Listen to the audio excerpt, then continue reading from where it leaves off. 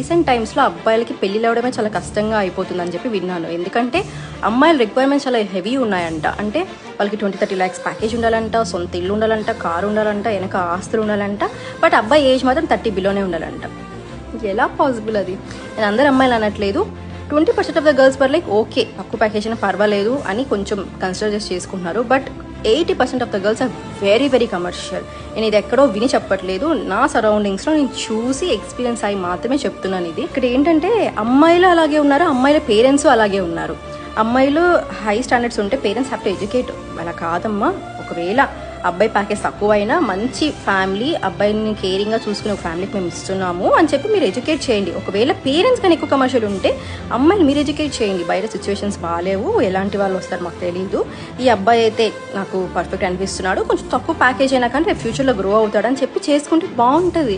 But everybody are commercial. At the end of the day ఇది ఎలా అయిపోతుంది అంటే ఒక బిజినెస్ డీల్ లాగా అయిపోతుంది. రిలేషన్షిప్స్ అన్నీ కొట్టుకుంటూ, డివోర్స్ చుట్టూ తిరుగుతూ, కోర్టు చుట్టూ తిరుగుతూ ఇట్లాగే ఉంటాయి.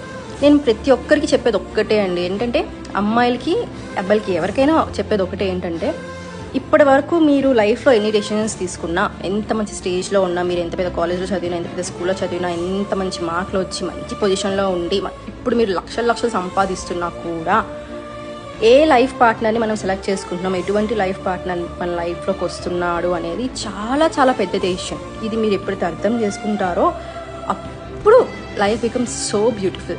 అబ్బాయి 20-30 lakhs ప్యాకేజ్ ఉండాలి, 30 లోపల విలో ఎలా వస్తాడు అబ్బాయి?